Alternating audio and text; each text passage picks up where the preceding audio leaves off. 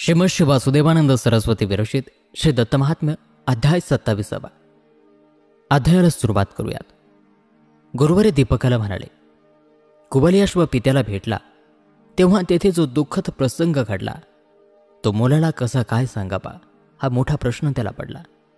पित्याचे दुःख पाहून त्याला वंदन करून पुत्राने म्हटले, बाबा, तुमच्या मनाला फार दुःख झाले हे असे दिसत आहे. तुमचा कोणी अपमान केला असेल तर मला सांगा. क्षणाचाही विचार न करता मी त्याचा शिरच्छेद करेल. किंवा कोणाला दंड झालेला आहे त्याला सोडवा, किंवा कोणा गरीबाला धनी करावे, किंवा दुष्ट धनिकाला लुटावे. यातील काही करायचं असेल, जर तुमच्या मनात असेल तर मला सांगा. मी शपथ घेऊन बोलत आहे. माझी प्रिय कांता गंधर्व कन्या मदालसा, तिला सोडून द्यावे असं जर आपण म्हणत असाल तर मी तिला सुद्धा सोडून देईल. मदालसेचे नाव ऐकल्याने राजा दचकला. मुलाकडे पाहून तो म्हणाला, अरे मुला, मदालसेचे नाव कशाला रे घेतलीस? हाय हाय पुत्रा, तुझी पत्नी तुझ्याबद्दल वाईट बातमी कळाली त्यामुळे दुःखी होऊन परलोकी गेली. मुला, काय ते सांगू तुला. मदालसे, तू पतीला सोडून कशी गेलीस? राजाने असं दुःख केले तेव्हा मुलाने विचारले, तात, अहो काय झाले आहे ते तरी सांगा मला. तेव्हा डोळे पुसून राजा व्यथित होऊन म्हणाला, मुला, तू वनात गेलास तेव्हा एक तपस्वी इथे आला.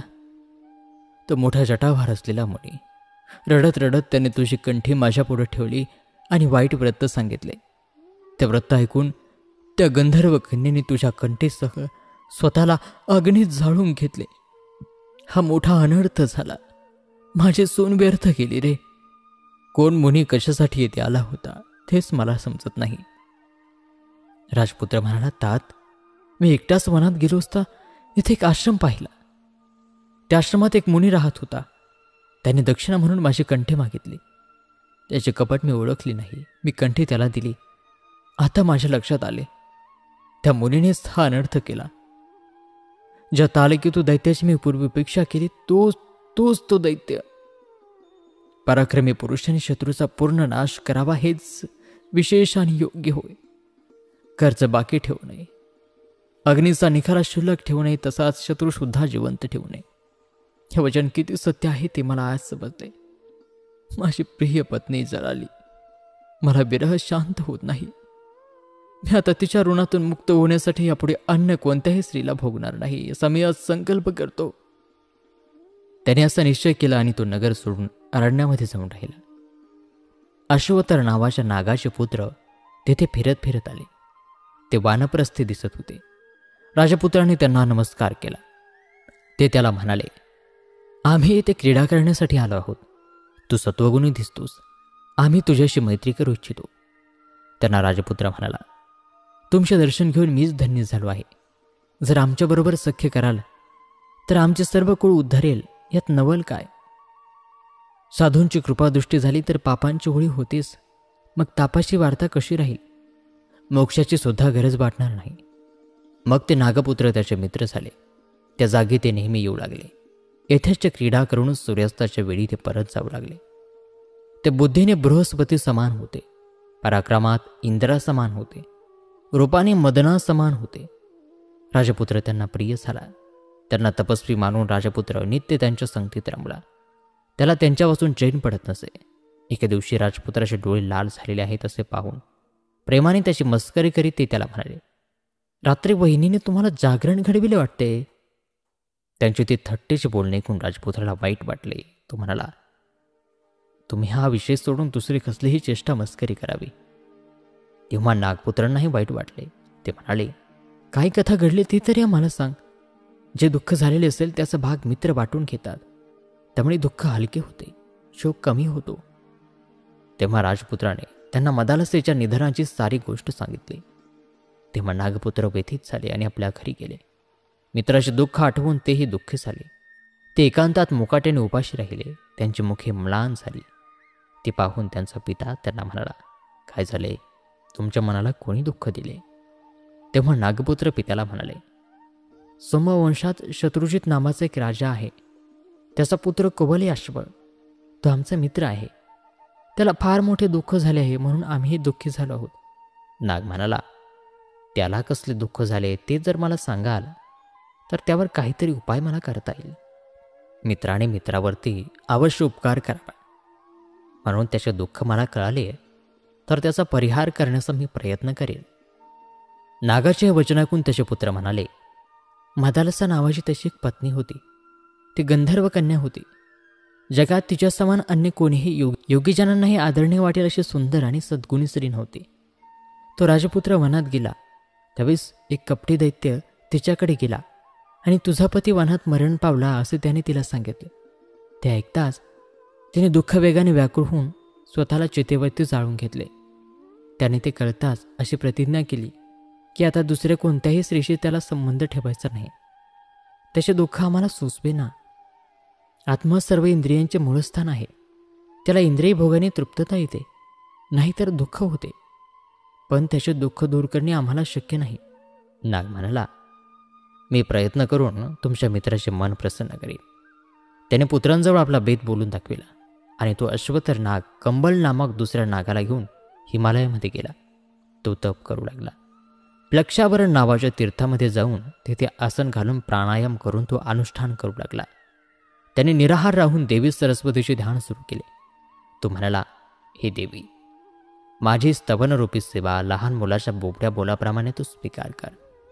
समुद्राला पाणी अर्पण करण्यासारखे मी हे स्तवन करीत आहे.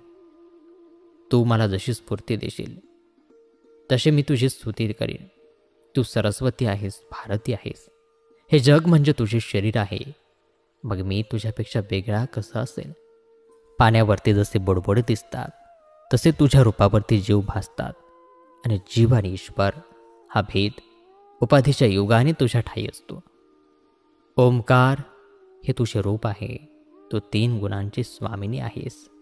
तू सर्वांना प्रकाश देतेस. तू सर्व विद्या देतेस. तू सर्वांना कारण आहेस आणि आम्हाला आधार आहेस. अशी स्तुती ऐकून सरस्वती प्रसन्न झाली. ती प्रकट झाली आणि म्हणाली, हे नागा, वर माग.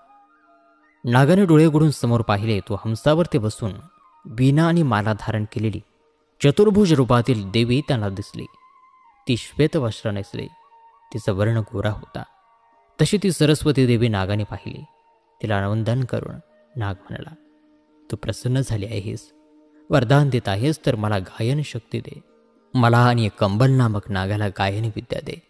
कोमल आलापही आम्हाला घेता यावेत. आम्हाला मधुर आणि सुस्वर गायन करता यावे की जे ऐकून भगवान शंकर प्रसन्न होतील आणि अभिष्टवर देतील. सरस्वती म्हणाली, तू रागांचा सांगोपांग आविर्भाव करू शकशील. ही नागा, तुझे गाणे ऐकून नागाभरण शंकर तुला वर देतील. मी तुम्हाला असे नारद रहस्य देते की जे ऐकून भगवान शंकर लास्य नृत्य थांबवून तुमच्याकडे हसून प्रसन्नपणे पाहिल. असा वर देऊन सरस्वती गुप्त झाली. मग ते दोघे कैलासाच्या परिसरात गायन करू लागले. त्यांचे गाणे सुस्वर होते. ते ताल आणि लय सुंदरपणे साधित होते. मंजूळ आलाप घेत होते. कोमल ध्वनी कर्णमधुर होता. वाद्यांचा मेळ जमवून ते असे गायन करू लागले. भगवान शंकरांच्या हृदयाला त्या गायनाने वेधून घेतले. ते प्रसन्न होऊन तिथे येऊन डोलू लागले. त्यांनी म्हटले, धन्य धन्य तुमचे गाणे, मला फार आवडले. माझे कान मन आनंदित झाले. तुमचे गाणे खरोखर संपूर्ण आहे. सर्वांना हरण करून नेतो म्हणून तो हर होय. तो त्या गाण्याला लुप्त झाला. समेवर प्रतिसाद देऊ लागला. तो अश्वतर नागाला म्हणाला, तू मला फार आनंद दिला आहेस. मी आता तुला अभिष्टवर देतो. नागाने पाहिले तो पार्वतीसह नंदीवर बसलेला शंकर त्यांना समोर दिसला. चंद्र, सूर्य आणि अग्निरूप असे त्यांचे 3 नेत्र होते. तो गौरवर्ण असूनही त्याला 5 मुखे होते. गजचर्म निसलेला तो सर्व शास्त्रांनी सज्ज होता. त्याच्या कपाळावर एक बाजूस चंद्र होता. मस्तकावर गंगा वाहत होती. त्याचा निळाकंठ सुंदर दिसत होता. सर्पांची भूषणे त्याला धारण केली होती. त्याचे ते रूप पाहून नागांनी त्याला अत्यंत आदराने नमस्कार केला आणि म्हटले, हे शंभो, तू जर प्रसन्न असशील तर आम्हाला एक वर दे. कुबली अश्वाची पत्नी मदालसा हिने दैत्यांकडून तिची फसगत केली गेल्यामुळे अग्नीत प्रवेश केला. आत्मदहन करून भूलोक सोडून गेली. तिने माझी कन्या म्हणून जन्म घ्यावा. तिचे पूर्वीचेच रूप तिला मिळावे. ती पतिव्रता आहे. तिला पूर्वजन्मीचे सर्व स्मरण नीट राहावे. ती योगिनी आणि योगमाता व्हावी. क्षमा, शांती या गुणांनी युक्त अशी ती ब्रह्मनिष्ठ मदालसा आता मला माझी मुलगी म्हणून जन्माला घाल. नागाचे बोलणे ऐकून शिव त्यांना म्हणाले, तथास्तु. मी हा वर तुम्हाला दिला, यात शंका धरू नको. तो घरी जाऊन श्राद्धविधी कर आणि मधला पिंड आपल्या पत्नीला भक्ष्य करण्यासाठी दे. त्या मदालसेच्या चिंतनासह तिने पिंड प्राशन केला की ते मदालसा श्वासातून प्रकट होईल. असे सांगून भगवान शंकर गुप्त झाले.